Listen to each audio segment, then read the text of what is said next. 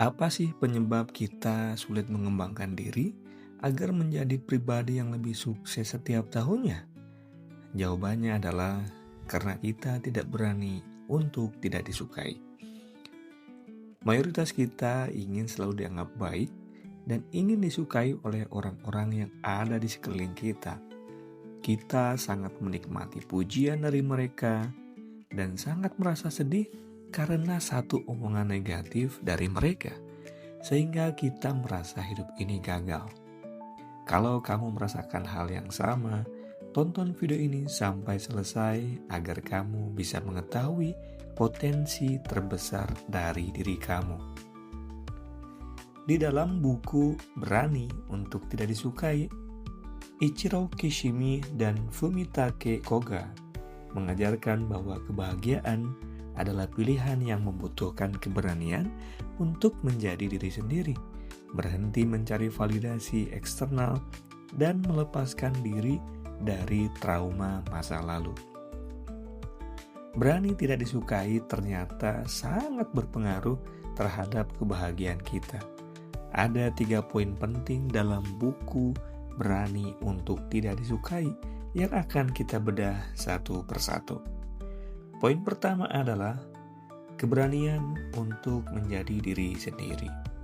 Ini nampak sepele, tapi tidak semua orang bisa melakukannya. Contoh yang sering terjadi misalnya, kalian tahu kalau kalian lagi coba nurunin berat badan karena kegemukan. Tapi kalau teman kalian ngajakin makan mie ayam di kantin kantor, kalian gak bisa nolak. Kalian takut dicap tidak solid dan takut kehilangan teman. Contoh lain, kalian tahu kalau ngomongin kejelekan orang itu dosa, seperti memakan bangkai orang tersebut. Tapi kalian tetap ikut nimbrung dan malah ikut ngegosip, padahal kalian ada target pekerjaan yang harus selesai hari itu. Kalian terpaksa ikut ngegosip karena takut tidak dianggap sebagai bestie lagi. Orang seperti ini adalah contoh orang yang tidak berani menjadi diri sendiri. Secepatnya, kita harus sadar kalau kita tidak berani menjadi diri sendiri, maka kita akan dibentuk orang lain untuk menjadi sama seperti mereka. Mulailah dari belajar mengatakan tidak atau menolak secara halus saat ada ajakan yang tidak sesuai dengan hati nurani, atau karena ada aktivitas lain yang sedang menjadi prioritas kita. Jangan takut kehilangan teman, karena teman sejati tidak akan pernah pergi meninggalkan kita. Justru dia akan selalu support, apalagi saat kita sedang mengejar sesuatu yang positif dan baik. Yang kedua adalah berhenti mencari validasi eksternal. Banyak di antara kita yang masih terjebak dalam hal ini, yaitu selalu fokus mencari kebahagiaan dari validasi eksternal atau orang lain. Contoh sederhana adalah kamu rela beli iPhone 17 terbaru dan ikut tren nonton konser yang harganya jutaan, biar kamu dicap orang keren di Instagram. Kamu rela nyicil rumah KPR di klaster yang mewah dengan cicilan lebih dari 5 jutaan, biar dicap sukses oleh keluarga dan teman kamu, padahal sisa gaji kamu tinggal 3 juta per bulan. Kamu juga rela beli mobil mewah walaupun nyicil tiap bulan hanya untuk memikat wanita yang lagi kamu incar. Sadarlah teman-teman, kalau kita hanya berfokus mencari kebahagiaan dari orang lain, selamanya kita tidak akan pernah bahagia. Kebahagiaan itu diciptakan dari diri sendiri.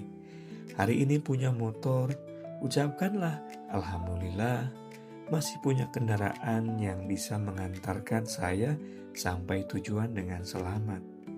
Hari ini saya kerja sebagai karyawan dengan gaji UMR, ucapkanlah Alhamdulillah, setiap bulan saya bisa menerima rezeki yang bisa membuat saya bertahan hidup dan saya sisihkan untuk membangun kekayaan finansial dari penghasilan tambahan.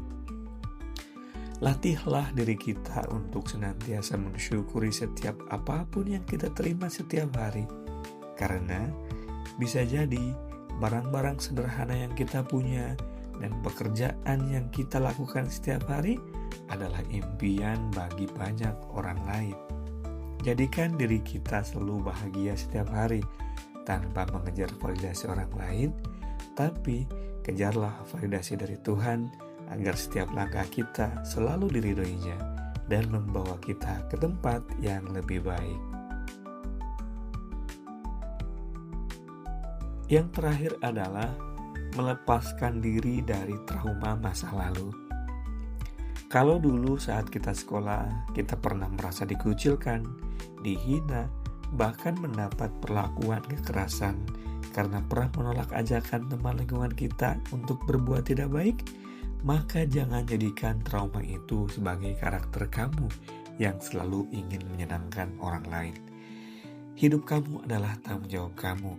Simpelnya begini, saat kamu bergaul dengan teman tongkrongan yang hobi merokok dan minum minuman keras, kamu seolah tidak bisa menolak karena tidak berani untuk tidak disukai.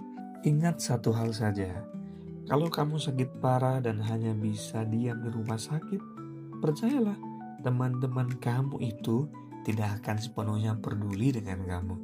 Bestie kamu yang kamu banggakan dan kamu merasa hebat bersama mereka itu hanya akan datang di hari pertama dan kedua saja. Tapi selebihnya, kamulah yang akan menanggung rasa sakit akibat telat menyadari salah pergaulan yang kamu jalani. Orang yang akan selalu mendampingi kamu adalah keluarga dan sahabat sejati kamu. Rawatlah mereka dengan baik, jaga silaturahmi, karena kamu memang bahagia menjadi diri sendiri dengan hidup bersama mereka. Kalau video ini sesuai dengan apa yang kamu rasakan, silakan like, subscribe, dan bagikan pengalaman kamu di kolom komentar agar banyak anak muda bisa belajar dari pengalaman sehingga kita semua bisa menjadi pribadi yang mulia. Mulai hari ini, beranilah untuk tidak disukai agar hidup kamu bahagia dan kamu cepat sampai di tujuan kesuksesan kamu. Terima kasih.